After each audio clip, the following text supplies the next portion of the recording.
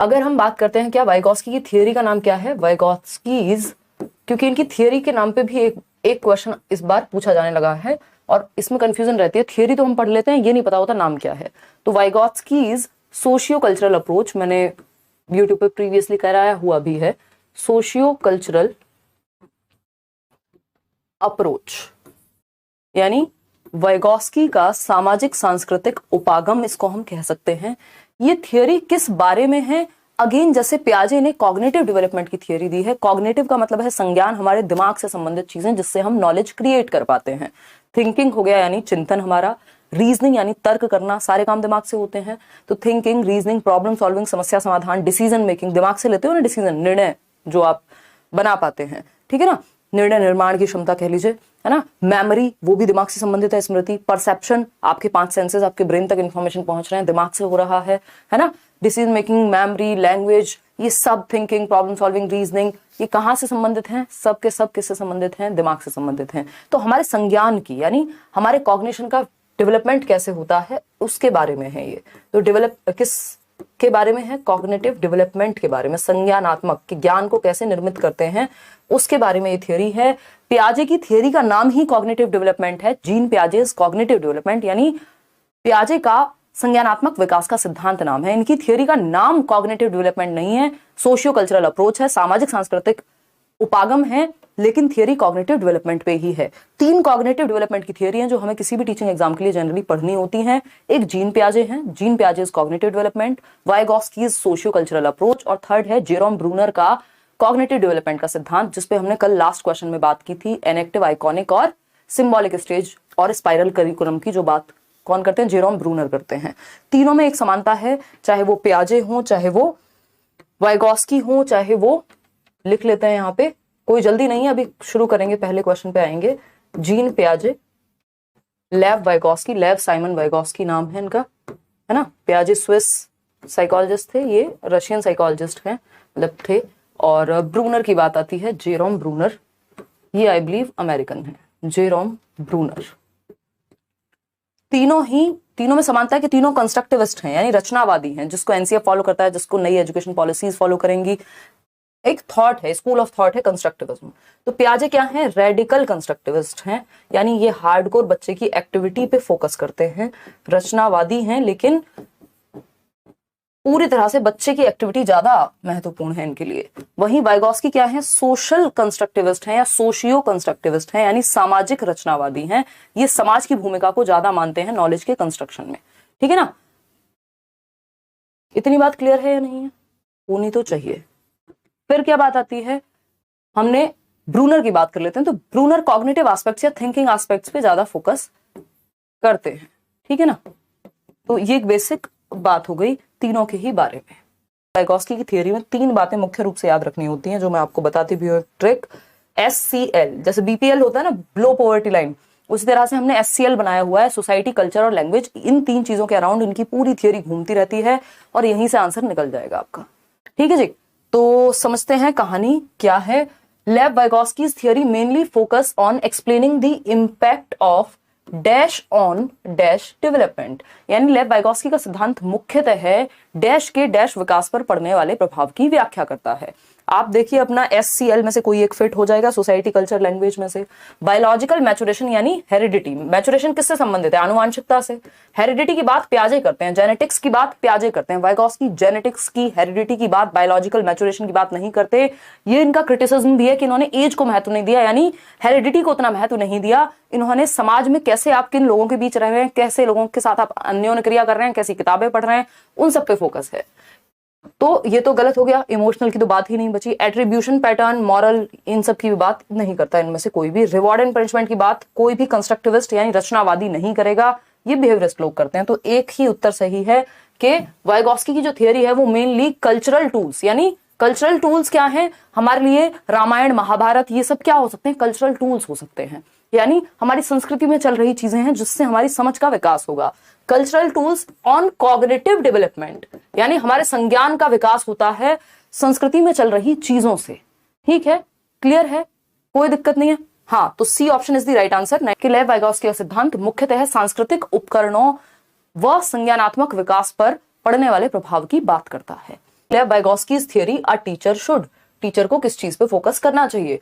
Provide appropriate scaffolding to students by giving hints and cues, ये बात भी हमें दिमाग में बिठा लेनी है कि वाइगोस्की कहते हैं टेम्परेरी हेल्प दीजिए, स्कैफोल्डिंग दीजिए। कौन देगा? MKO, मोर नॉलेजेबल अदर, वो व्यक्ति जो आपसे ज्यादा जानता है। एज कम हो सकती है, ज्यादा हो सकती है, तो आपको हिंट देनी है, जहां बच्चा अटकता है उसको क्यूज देने हैं, पूरा सॉल्यूशन नहीं दे देना, टेम्परेरी हेल्प देनी है जिस स्टेप पे बच्चा अटकता है।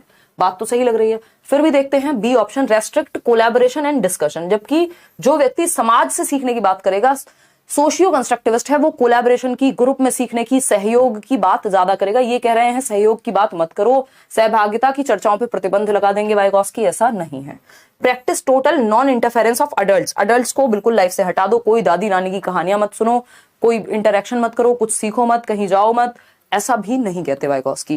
Frequently use negative reinforcement, punishment, reward, ये रचनावादियों की डिक्शनरी में ही नहीं है, ये व्यवहारवादी स्किनर, पैवलव ये सब बात करते हैं। तो संकेत और इशारे देकर विद्यार्थी को उपयुक्त पाड़ प्रदान करना, यानी टेम्परेरी हेल्प देना जहां वो अटक रहे हैं, वो वाइगोस्की मानेंगे। चलिए खैर आगे बढ़ते हैं क्वेश्चन नंबर 3 पर। क्या कहता है question number 3? According to contemporary theories what kind of classroom environment facilitates cognition, cognition मतलब संज्ञान, ज्ञान को बनाने की जो प्रक्रिया है कि हम ज्ञान का निर्माण कैसे करते हैं उसको संज्ञान कहते हैं, ठीक है ना। तो संज्ञान को सुसाधित करने में समकालीन सिद्धांतकार, देखिए समकालीन कॉन्टेम्परेरी लिखा है, मतलब आज के समय की बात हो रही है, आज के समय में क्या कैसे देखते हैं हम कॉग्निशन को बिल्ड करने की बात जब करते हैं, तो हमें पता है कंस्ट्रक्टिविज्म क्या है, लेटेस्ट अप्रोच है, तभी तो हम आज की थियोरीज में, आज की पॉलिसीज में यूज कर रहे हैं पियाजे और वाइगोस्की को इतना, कि हम चाह रहे हैं कि बच्चा एक्टिव होकर के सीखे। बात सही है या गलत है बताओ फटाफट से? बिल्कुल सही है, लाइक शेयर भी कर दो फिर इसी बात पे। तो अगर हम बात करते हैं कॉन्टेम्परेरी थियरिस्ट यानी आज के समय के थियरिस्ट, तो फियरफुल बनाएंगे सीखने की प्रोसेस को, थ्रेटनिंग बनाएंगे दिमाग के डेवलपमेंट को, इनएक्सेसिबल यानी जहां तक आप पहुंच ही ना पाओ, एक्सक्लूसिव कुछ ही लोगों के लिए, डिडैक्टिक होता है कि रटवा दिया, पहले डेफिनेशन दी और फिर रट्टे लगवाए, टेक्स्ट बुक सेंट्रिक नहीं, लर्नर सेंट्रिक यानी बच्चे को एक्टिव रखना है। तो एक ही पॉजिटिव उत्तर है बच्चे के पक्ष में है, वो है print rich and resourceful environment. Print rich क्या है? हम एक बात करते हैं बिल्डिंग एज लर्निंग एड, बाला कहते हैं उसको, शैतान का साला नहीं है, दिस इज बाला, बोले तो बिल्डिंग एज लर्निंग एड, यानी बिल्डिंग को ही एक लर्निंग एड के रूप में यूज कर रहे हैं। ये क्या है? प्रिंट रिच एनवायरनमेंट का उदाहरण हो गया कि बच्चा एक्टिव है और सीख रहा है, इस दीवार पे कोई चार्ट बना हुआ है, उस दीवार पे ग्रहों की पिक्चर बनी हुई है ना, हम अगर बात कर रहे हैं गेट खोल रहे हैं तो नीचे एंगल का कुछ सिखाने के लिए बना हुआ है, तो पूरी जो बिल्डिंग है वो ही अपने आप में लर्निंग एड का काम कर रही है। अगर आप सीढ़ियों से जा रहे हैं तो सीढ़ियों पे लिखा हुआ है 2 1 जा 2 2 2 जा 4, तो एनवायरनमेंट जो है वो प्रिंट रिच है, बच्चा एनवायरनमेंट से ही बहुत सारी चीजें सीख जाता है। तो यही बात कौन करेंगे? पियाजे भी करेंगे, वाइगोस्की भी करेंगे, ठीक है। क्वेश्चन नंबर 4 देखिएगा क्या कहता है क्वेश्चन नंबर 4, समझते हैं कहानी क्या है। According to social cognitive views of learning, देखिए social cognitive views of learning, अगर कॉग्निटिव व्यूज की बात कर रहा है, स्टूडेंट्स लर्न बेस्ट, यानी सोशल कॉग्निटिव या सोशल जहां भी आ गया मतलब समाज के साथ अंतःक्रिया सीखने की बात हो रही होगी, यानी समाज में, समाज मतलब ग्रुप में लोगों के साथ एक्टिविटी करके सीखने की बात हो रही होगी। बात सही है या नहीं है? नारियल पानी बिल्कुल नहीं पियोगे आप, मुझे पता है इसलिए मैंने पूछा नहीं आपसे रात के समय में। देखिए according to social cognitive views of learning, students learn best by, बच्चा पैसिव नहीं हो सकता, बच्चे को एक्टिव रखना है हमें, ठीक है ना। पैसिवली इमिटेट अडल्ट्स बिल्कुल भी नहीं। बेंड्यूरा भी सोशल लर्निंग की बात करते हैं, बट उनका क्वेश्चन ऑब्जर्वेशनल लर्निंग की फॉर्म में आएगा, ऐसे नहीं, और वो पैसिव रखने की बात नहीं करते। जो समाज में एक्टिविटी की बात कर रहा है वो बच्चे को निष्क्रिय थोड़ी करेगा कि उसको बिठा दो और रट्टे लगवाओ। बच्चा निष्क्रिय नहीं हो सकता, ये सबसे बड़ा नेगेटिव वर्ड है। बच्चा एक्टिव होता है, पैसिव नहीं रखना बच्चे को। Actively engaging with their environment, ये पॉजिटिव लग रहा है हमें कि बच्चा एक्टिवली एंगेज करेगा। Overt conditioning of behaviour, no conditioning, क्योंकि ये व्यवहारवादी थॉट है। रट्टा नहीं लगवाना। Memorisation of decontextualised information, contextualised होनी चाहिए इन्फॉर्मेशन, डीकॉन्टेक्चुअलाइज्ड यानी संदर्भ में होनी चाहिए, उसके रियल लाइफ से जुड़ी हुई होनी चाहिए। डीकॉन्टेक्चुअलाइज्ड का मतलब है उसके जीवन से उस इंफॉर्मेशन का कोई संबंध नहीं है, बस मेमोराइज करा रहे हैं, रट्टे लगवा रहे हैं। तो आंसर क्या सही होगा? Actively engaging with their environment, अपने वातावरण से सक्रिय संलग्नता द्वारा बच्चा सामाजिक संज्ञानात्मक परिप्रेक्ष्य में सीखता है, अपने एनवायरनमेंट में अन्योन्य क्रिया करके, अंतः क्रिया करके, ठीक है बात। अभी देख रहे हैं आप 4 क्वेश्चन एक ही शिफ्ट के हैं। अब आता है क्वेश्चन नंबर 5, पढ़िए और जवाब दीजिए। Who among the following also known as social constructivist theorist, यानी निम्न में से किसे सामाजिक रचनावादी सैद्धांतिक या सिद्धांतकार के रूप में भी जाना जाता है? अभी शुरुआत में ही मैंने आपके साथ डिस्कस किया था। सोशल कंस्ट्रक्टिविस्ट एक ही व्यक्ति हैं, कौन है बताओ? बीएफ स्किनर है। ये तो व्यवहारवादी हैं, बिहेवियरिस्ट हैं, वो भी रेडिकल बिहेवियरिज्म की बात करेंगे, बिल्कुल हार्डकोर बिहेवियरिस्ट, ठीक है ना। जैसे प्याजे हार्डकोर, रेडिकल क्या है? कंस्ट्रक्टिविस्ट हैं। लॉरेंस कोहलबर्ग, इनका यहाँ पे कोई योगदान नहीं है, ये कॉग्निटिव एस्पेक्ट से प्याजे से इंस्पायर्ड है, मॉरल लर्निंग की थियरी है, ना कि इनका इस बात से कोई संबंध है। जेपी गिलफर्ड इंटेलिजेंस की बात करते हैं, ठीक है ना, जो कन्वर्जेंट और डाइवर्जेंट थिंकिंग की बात करने वाले जॉय पॉल गिलफर्ड ही हैं। आंसर सिर्फ एक ही है जो कि आप दे पा रहे हैं सही। कितने? 88% लोग। लेव वाइगोस्की सामाजिक रचनावादी के समाज में बच्चा ज्ञान का सृजन करेगा एक्टिविटी करके, ये कहते हैं लेव वाइगोस्की। सोसाइटी, कल्चर और लैंग्वेज के थ्रू, ये 3 महत्वपूर्ण चीजें हैं। SCL। धन्यवाद रजनी शर्मा आपके कॉम्प्लीमेंट के लिए शर्ट पे, ठीक है, आपको गिफ्ट कर देंगे। और बताइए, आगे बढ़ेंगे। क्वेश्चन नंबर 6 देखिए, फटाफट से समझिए क्या है कहानी, पढ़िए। लेंदी क्वेश्चन है, देख रहे हो। अब यही अंतर है, क्वेश्चंस इजी हैं, बट जो क्वेश्चन पहले 1 लाइन 2 लाइन में पूछ लिया जाता था, अब वो क्वेश्चन 2, 4, 6, 8, 9 लाइन में पूछा है। अब बताओ इंसान को चक्कर आएंगे कि नहीं आएंगे, जिसने प्रैक्टिस नहीं की, जिसने आपकी तरह लाइव में क्वेश्चंस को पोल में जवाब नहीं दिया जल्दी से पढ़ के, जिस पे प्रेशर नहीं आया कभी भी, जिसने बस चीजें एक बार पढ़ी और पेपर देने चला गया, इनफ प्रैक्टिस की ही नहीं ऑनलाइन, उसका क्या होगा? क्योंकि 9 लाइन का क्वेश्चन तो सर में दर्द कर देगा, जबकि है इजी ये question. The students in a class are working in groups, यानी एक क्लास के अंदर बच्चे जो हैं स्टूडेंट्स, वो ग्रुप्स में यानी समूहों में काम कर रहे हैं, 2-2, 4-4 के ग्रुप बने हुए हैं। टू अंडरस्टैंड अ कॉन्सेप्ट, एक कॉन्सेप्ट समझ रहे हैं। When teacher observes that all members of a group are not able to move further in their understanding, यानी जब टीचर ने ये नोटिस किया कि ग्रुप में 5 बच्चे हैं तो उनमें से 3 बच्चों को कोई चीज समझ नहीं आ रही, या 2 बच्चों को साथ साथ समझ में नहीं आ रही, बाकी के 3 बच्चे आगे निकल जा रहे हैं। अब क्या करे teacher? Teacher helps them by giving prompts, तो टीचर ने प्रॉम्प्ट देना शुरू किया, क्यूज देना शुरू किया, हिंट देना शुरू किया, जहां पे अटक रहे हैं वहां पे थोड़ा सा बताया। Then leaves them again on their own, थोड़ा सा हिंट दिया कि बेटा इसको ना ऐसे कर लो, तो बच्चों को समझ आ गया, हाँ हाँ हाँ अब समझ आ गया मैम। फिर वो अपने साथी से बात करेगा, अपने दोस्त से बात करेगा, ग्रुप में खुद से एक्टिविटी करेगा, तो टेम्परेरी हेल्प दे दी बच्चे को, ठीक है ना। ये कौन सा कॉन्सेप्ट है? ये जो टेम्परेरी हेल्प देने का है, टीचर ने खुद से नहीं सॉल्व कर दी सारी प्रॉब्लम, सॉल्व करने में मदद दी है। तो मदद दी है का मतलब कंडीशनिंग होती है? नहीं। पैसिव इमिटेशन होता है? बच्चा तो पैसिव है ही नहीं, यहाँ बच्चा एक्टिव है। रटना होता है? बिल्कुल भी नहीं। स्कैफोल्डिंग होता है टेम्परेरी मदद का मतलब, पार्ड या टेम्परेरी हेल्प कहते हैं स्कैफोल्डिंग को। जैसे स्कैफोल्डिंग मान लो सीढ़ी की तरह है कि आपकी हाइट है 6 फीट, आपको 9 फीट की ऊंचाई पे जाना है, अपनी टंकी साफ करनी है घर की, तो आपको एक सीढ़ी का इस्तेमाल करना पड़ेगा उस 3 फीट की दूरी को कवर करने के लिए। तो ये क्या हो गया? बेसिकली वो है स्कैफोल्डिंग, टेम्परेरी हेल्प। सीढ़ी लगाए नहीं घूमते रहते हैं आप, जैसे ही चढ़ जाते हैं सीढ़ी का काम खत्म हो जाता है। समझ पा रहे हो बात को? क्लियर है? और सीढ़ी पे चढ़ना भी खुद ही पड़ेगा, सीढ़ी आपको उठा के नहीं ले जाएगी छत पे, तो मतलब टेम्परेरी हेल्प है। Development of language and thought, यानी भाषा और विचार के विषय में क्या विचार है वाइगोस्की का? भाषा एवं विचार के विषय में क्या विचार है वाइगोस्की का, ये पूछा है। ZPD बताएंगे, टेंशन ना लो, वाइगोस्की से संबंधित सारे कॉन्सेप्ट आपके इस क्लास के अंत तक सही से समझ में आपको आ जाएंगे, खत्म हो जाएंगे। 40 क्वेश्चन है, चीजें निकल के आएंगी। मैं एक साथ आपको बहुत ज्यादा नहीं बताना चाह रही, नहीं तो समझ नहीं आएगा कहां पे किस चीज को जोड़ना है। भाषा एवं विचार या भाषा एवं चिंतन की जब हम बात कर रहे हैं, लैंग्वेज एंड थॉट की जब हम बात कर रहे हैं, तो कैसे occurs independent of each other, यानी भाषा अलग चलती है, विचार अलग चलता है, दोनों का आपस में कोई रिश्ता नहीं है।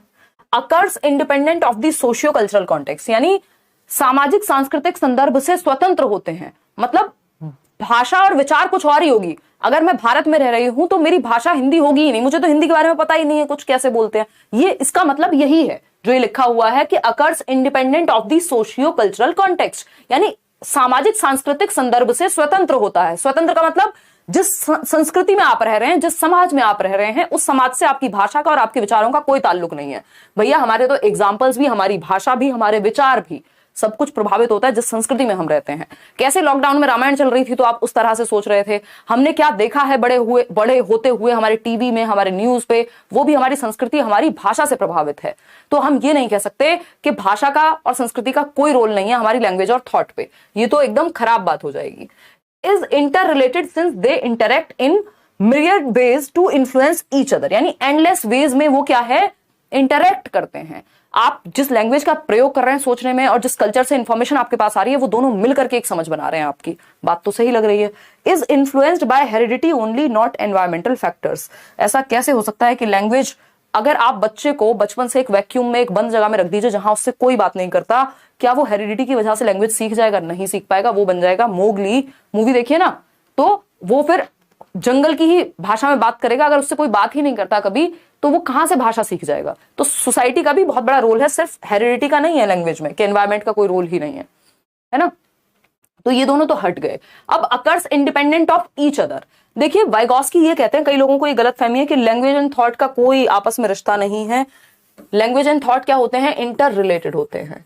क्या होते हैं? इंटर रिलेटेड होते हैं, इंटरडिपेंडेंट होते हैं, एक दूसरे को प्रभावित करते हैं। जिस भाषा को आप जानते हैं उस भाषा में आपके विचार आते हैं और जो आपके विचार आते हैं वो भाषा को प्रभावित करते हैं। तो लैंग्वेज एंड थॉट जो है ये इंटर रिलेटेड है।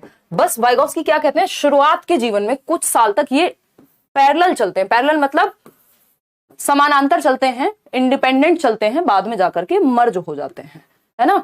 तो हम ये नहीं कह सकते कि वाइगॉस्की ने ये कह दिया कि लैंग्वेज और थॉट का कोई रिश्ता नहीं है, ठीक है ना। तो लैंग्वेज एंड थॉट बिल्कुल इंटरडिपेंडेंट हैं, एक दूसरे को प्रभावित करते हैं।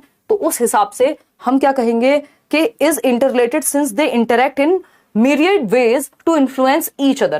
myriad ways का मतलब क्या है? असंख्य, एंडलेस वेज में ये एक दूसरे को प्रभावित करते हैं। जो भी आप भाषा जानते हैं, जिस भी कल्चर में आप रहते हैं, जो विचार आपके दिमाग में आएंगे उस भाषा से संबंधित आएंगे। इंग्लिश बोलने वाला व्यक्ति एक तरह से सोचेगा, हिंदी बोलने वाला व्यक्ति एक तरह से सोचेगा, यानी लैंग्वेज इन्फ्लुएंसेस आर थॉट्स।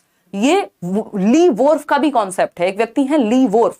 तो लैंग्वेज का इंपैक्ट होता है हमारी थॉट पे, वो भी यही बात कहते हैं। एक नंबर में क्वेश्चन वो भी पूछा जा चुका है। हालांकि लैंग्वेज वाले चैप्टर में हम इसको और अच्छे से कर लेंगे। एक दूसरे से परस्पर जुड़ा हुआ है विचार और भाषा, दोनों एक दूसरे को असंख्य रूप में प्रभावित करते हैं, जो हमें पता भी नहीं है कि किस किस तरीके से प्रभावित कर सकते हैं। Lev Vygotsky suggested that cognitive development is a product of, किस चीज का गुणनफल है संज्ञानात्मक विकास एज पर वाइगॉस्की? बताइएगा फटाफट से। Lev Vygotsky suggested that cognitive development is a product of dash, यानी वाइगॉस्की के अनुसार संज्ञानात्मक विकास किसका प्रोडक्ट है?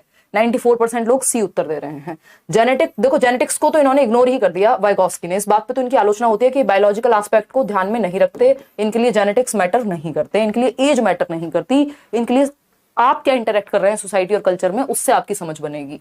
मियर ऑब्जर्वेशन एंड इमिटेशन, ये नकल की बात नहीं करते, नकल की बात बेंड्यूरा करते हैं, है ना। थोड़ी बहुत ऑब्जर्वेशन नहीं, ये प्रॉपर इंटरेक्शन की बात करेंगे। सोशल इंटरेक्शंस, बिल्कुल सही बात है। सोसाइटी, कल्चर, लैंग्वेज, इन तीनों में से 90% चांस होते हैं कि आप वाइगॉस्की का उत्तर ढूंढ लेंगे जब भी फंसेंगे।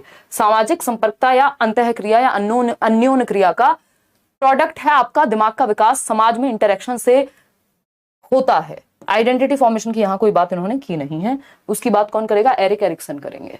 क्वेश्चन नंबर 9 देखिए फटाफट से, क्या कहता है question number 9? Who among the following believed that human activities take place in cultural settings and they can not be understood apart from those settings, यानी निम्न में से किसका मानना है कि मानवीय गतिविधियां सांस्कृतिक परिप्रेक्ष्य में विकसित होती हैं और उन परिप्रेक्ष्यों से हटकर उन्हें समझा नहीं जा सकता। यानी जो भी एक्टिविटी हम करते हैं वो उस हमारी संस्कृति से बहुत हद तक क्या है? इन्फ्लुएंस्ड हैं, प्रभावित हैं। और हम अगर कल्चरल कॉन्टेक्स्ट, किस समाज में किस कल्चर में क्या सही और क्या गलत है, अगर इस बात को हम हटा देंगे कि आप किस संस्कृति से आ रहे हैं तो सही और गलत बदल जाएगा। तो हम सही और गलत को, या जो भी हमारी एक्टिविटीज हैं, हमारी अंडरस्टैंडिंग है, उसको यदि अपने कल्चर से बिल्कुल अलग ही कर दें तो समझना मुश्किल हो जाएगा। यानी हम अपने संज्ञान को, अपनी समझ को कल्चर से अलग नहीं कर सकते। कौन ये बात कहेगा? आपको पता है एक ही व्यक्ति है जो सोसाइटी, कल्चर और लैंग्वेज को लेके क्या है? एकदम प्रेम में है ना। कौन है वो व्यक्ति? लेव वाइगॉस्की। ठीक, क्या है? Lev Vygotsky. ना तो ब्रूनर और जुबेल ने मीनिंगफुल लर्निंग दी है, कोई भी ना पियाजे सोसाइटी को उतना महत्वपूर्ण मान रहे हैं, लेकिन वाइगॉस्की बहुत ज्यादा मान रहे हैं। तो D option is the right answer over here. आगे बढ़ेंगे क्वेश्चन नंबर 10 पर। देखिएगा क्वेश्चन नंबर 10 क्या कहता है भाई? एज पर Lev Vygotsky dash plays a very important role in cognitive development, यानी वाइगॉस्की के अनुसार डैश का संज्ञानात्मक विकास में महत्वपूर्ण योगदान है। कौन है वो डैश? अब आप खुद से निकालिए, 4 ऑप्शंस आपके सामने हैं। तो अनुबंधन है यानी कंडीशनिंग है। कंडीशनिंग की बात व्यवहारवादी करते हैं, ये है कंस्ट्रक्टिविस्ट यानी रचनावादी, ये बात नहीं करेंगे कंडीशनिंग की, चाहे पियाजे हो, वाइगॉस्की हो। और इवन आपके पूरे पेपर में कंडीशनिंग की बात एज सच होती नहीं है, क्योंकि व्यवहारवादी सीटेट में पूछे ही नहीं जाते, ठीक है ना। रीइंफोर्समेंट, अगेन ये भी व्यवहारवादी कॉन्सेप्ट है। कल्चरल कॉन्टेक्स्ट, हाँ हाँ हाँ, सुंदर लग रही बात हमें। ऊपर से वाइगॉस्की, सोसाइटी, कल्चर, लैंग्वेज, इन तीनों में से कुछ फंस जाएगा। स्कीमा की बात तो पियाजे कर रहे हैं, वाइगॉस्की तो नहीं कर रहे हैं। ठीक, तो कल्चरल कॉन्टेक्स्ट जो है, यानी सामाजिक जो सांस्कृतिक परिवेश है, वो हमारे संज्ञानात्मक विकास को बहुत हद तक प्रभावित करता है। जिस संस्कृति में हम रहते हैं, जिन लोगों में हम रहते हैं, जो ग्रंथ हम पढ़ रहे हैं, जिस धर्म से हम हैं, बेसिकली ये सब चीजें प्रभावित कर रही हैं। तो C option is the right answer over here. आगे बढ़ेंगे क्वेश्चन नंबर 11 पर। ये है थोड़ा सा छोटा क्वेश्चन। क्या पूछता है? A classroom built on Vygotskian principles, यानी वाइगॉस्की के सिद्धांतों पर बना कक्षा कक्ष कैसा होगा, या जिस क्लास में वाइगॉस्की के सिद्धांतों को महत्व दिया जाएगा उस क्लास में क्या जरूरी बन जाएगा। रेसिटेशन एंड रिकॉल, देखिए रेसिटेशन और रिकॉल अच्छा नहीं माना जाता।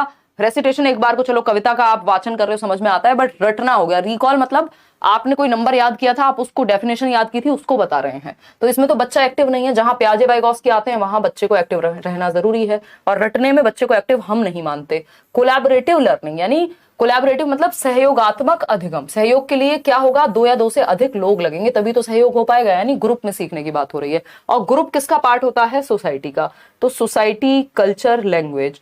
ठीक, use of rewards and punishment, again आपको याद रखना है ये भी बिहेवियरिस्टिक प्रिंसिपल्स हैं। कंडीशनिंग ऑफ रिस्पॉन्सेज, अगेन आपको ध्यान रखना है कंडीशनिंग की बात ना पियाजे करेंगे ना वाइगॉस्की करेंगे। इवन आपके पेपर में कंडीशनिंग का कोई पॉजिटिव ताल्लुक है ही नहीं। ठीक, तो सहयोगात्मक सीखने मतलब वो क्लास जिसमें टीचर या जो सिद्धांत है वो वाइगॉस्की का फॉलो किया जाएगा, वहां ग्रुप में सीख रहे होंगे लोग, एक दूसरे की सहायता करके, कोलैबोरेट करके, कोऑपरेट करके, असिस्टिव लर्निंग हो रही होगी, एक दूसरे को असिस्ट कर रहे होंगे। B option. क्वेश्चन नंबर 12 देखिए, कंस्ट्रक्टिविज्म एज अ थियरी, यानी संरचनावाद या रचनावाद एक थियरी के रूप में जब हम देखते हैं, ये बहुत महत्वपूर्ण है। आपकी सारी पॉलिसीज, एनसीएस, सभी आज के समय में हम सबसे ज्यादा इसी को फॉलो करते हैं, क्योंकि बच्चा कंस्ट्रक्शन करता है इस स्कूल ऑफ थॉट में, स्कूल ऑफ साइकोलॉजी में क्या करता है? ज्ञान का सृजन करेगा, तभी कंस्ट्रक्टिविज्म नाम है। कंस्ट्रक्ट करने वाला, रचनात्मकतावाद, जहां रचना करेगा बच्चा ज्ञान की, तो बच्चे का एक्टिव होना जरूरी है, तभी तो कंस्ट्रक्शन करेगा। emphasizes the role of the learner in constructing his own view of the world, यानी सीखने में अधिगमकर्ता की भूमिका को महत्वपूर्ण मानता है, जिससे वह संसार के बारे में खुद समझ बनाता है। यानी बच्चा एक्टिव है, बच्चा एक्टिवली कंस्ट्रक्ट करेगा, दुनिया में रह करके अपनी समझ को विकसित खुद करेगा। बात तो सही है, पॉजिटिव बात है, बच्चा एक्टिव है, और ज्यादातर क्वेश्चन हमें पता है जहां बच्चा एक्टिव होता है वो सही होता है। एम्फेसाइजेस ऑन मेमोराइजिंग, ये मेमोराइजिंग शब्द, रिकॉल शब्द, ये सब रटंत विद्या की तरफ लेके जाते हैं, है ना, कि जानकारी के स्मरण व उसके प्रत्यास्मरण की परीक्षा पर जोर देता है, कि रट्टे लगाओ और उसको उड़ेल दो, उल्टियां कर दो उसकी, कहां? पेपर पे। लिटरली नहीं, मेटाफोरिकली, कि आप जो भी रट्टे लगाए उसको पेपर पे लिख करके आ गए। यही हमारा सिस्टम चला आ रहा था, जिसको बदलने की कोशिश अब हो रही है। फिर आते हैं सी ऑप्शन पे, emphasises on the dominant role of the teacher, यानी शिक्षिका की प्रभुत्व भूमिका पर जोर देता है। यानी टीचर डोमिनेंट है भैया, डोमिनेंट यहां किसी को नहीं होना, यहां बच्चे को सेंटर में रखना है। टीचर और बच्चे दोनों एक्टिव रहेंगे कंस्ट्रक्टिविस्ट क्लासरूम में। ये क्वेश्चन भी पूछा जा चुका है, both are active in a constructivist classroom. Focuses on the role of passive imitation, बच्चा निष्क्रिय नहीं हो सकता, बच्चे का एक्टिव होना जरूरी है, अदरवाइज गलत जा रहे हैं फिर हम। तो सीखने में अधिगमकर्ता की भूमिका को महत्वपूर्ण मानता है संरचनावाद। संरचना का मतलब ये रचना करेगा बच्चा स्वयं से एक्टिव हो करके। तो A option is the right answer. ये चाइल्ड सेंटर्ड अप्रोच की तरफ लेके जाता है। क्वेश्चन नंबर 13 देखिएगा, कुछ ज्यादा ही आगे निकल गए हम। देखिए क्वेश्चन नंबर 13 क्या कहता है? Lev Vygotsky suggested that children's cognitive development, यानी बच्चे का संज्ञानात्मक विकास is dash by interactions with people who are more capable, यानी लेव वाइगॉस्की के अनुसार बच्चों की संज्ञानात्मक क्षमता पर अपने से अधिक योग्य व्यक्तियों के साथ अंतःक्रिया का क्या प्रभाव पड़ता है। यानी अगर मैं अपने से ज्यादा समझदार लोगों के साथ रहती हूं तो मेरा संज्ञान बेहतर होगा या नहीं होगा?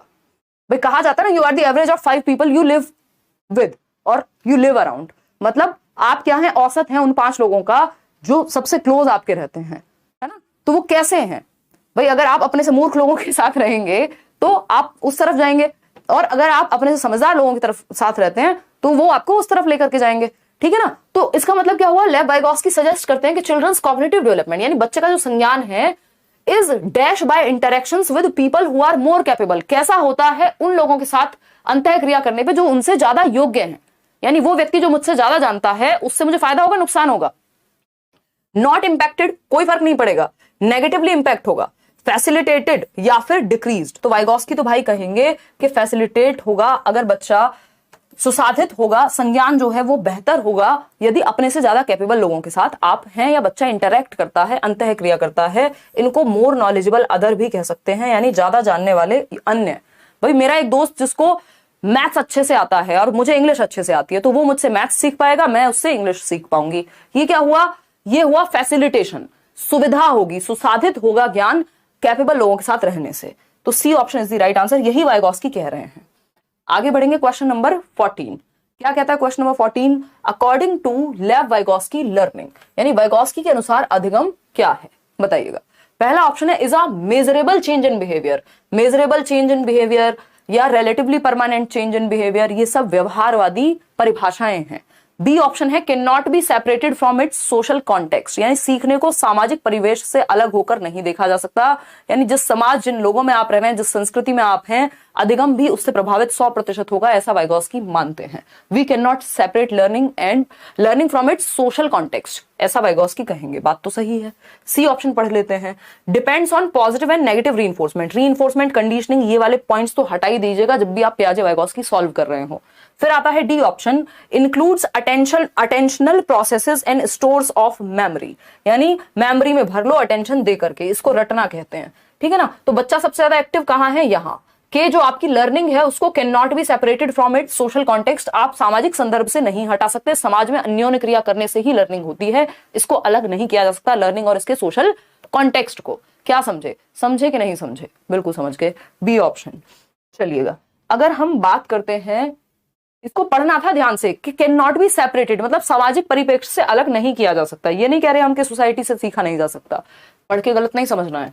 क्वेश्चन नंबर 15 है who proposed that learning occurs when child engaged in a shared activity with a more knowledgeable peer और एन अडल्ट। इसका मतलब क्या हुआ? मोर कैपेबल व्यक्ति के साथ एंगेज होकर के, अन्योन्य क्रिया करके, अंतः क्रिया करके, गतिविधियां करके। किसने प्रतिपादित किया कि सीखने की प्रक्रिया तब होती है जब बच्चे अपने से ज्यादा ज्ञान वाले समकक्षी, यानी उसकी एज के लोग भी हो सकते हैं वो, या अडल्ट हो सकते हैं जिनके साथ वो रहता है, साझी गतिविधियां करते हैं, तो वो सीखते हैं। कौन कह रहा है? मोर नॉलेजेबल अदर, स्कैफोल्डिंग, कौन कर रहा है इसकी बात? वाइगॉस्की ही कर रहे हैं ना। स्किनर को पढ़ी नहीं है, पियाजे अपनी एक्टिविटी पे ज्यादा जोर देते हैं, लॉरेंस कोलबर्ग मॉरल डेवलपमेंट सिखा दें, बहुत है, लेकिन ये बात वाइगॉस्की कहते हैं। तभी इनकी थियोरी का नाम सोशियो कल्चरल अप्रोच है, यानी सामाजिक सांस्कृतिक उपागम है, कि आप समाज और संस्कृति में अपने से बेहतर लोगों के साथ मिलकर के बेहतर सीखते हैं। C option. क्वेश्चन नंबर 16 देखिएगा फटाफट से। क्या कहता है क्वेश्चन नंबर 16? ये कहता है when a teacher leads the child to the correct answer, यानी एक टीचर जब सही उत्तर तक लेकर के जाता है बच्चे को थ्रू वेरियस प्रॉम्प्ट्स, यानी जहां जहां पे जरूरत है वहां थोड़ा हिंट दे करके, कोई एक स्टेप सॉल्व करके, रेदर देन मियर एक्सप्लेनेशन, यानी वो पूरा उत्तर नहीं बता देता है, वो हिंट्स देता है ना, वो हेल्प करता है बच्चे को उत्तर तक पहुंचने में। The help provided is referred to as, यानी ये जो हेल्प, ये जो मदद मिली है, इसको, ये मदद क्या कहलाती है? जो टेम्परेरी हेल्प मिली है उत्तर तक पहुंचने में, उत्तर नहीं दिया टीचर ने, हेल्प की है उत्तर तक पहुंचने में, इसको क्या कहेंगे बताइएगा। हाँ देखो, कोई कह रहा है, रजत कह रहे हैं कि ये जो ऑब्जेक्टिव बेस्ड एग्जाम हो रहा है इससे क्रिएटिव बच्चा कैसे निकल के आएगा? डिस्क्रिप्टिव होना चाहिए मैम।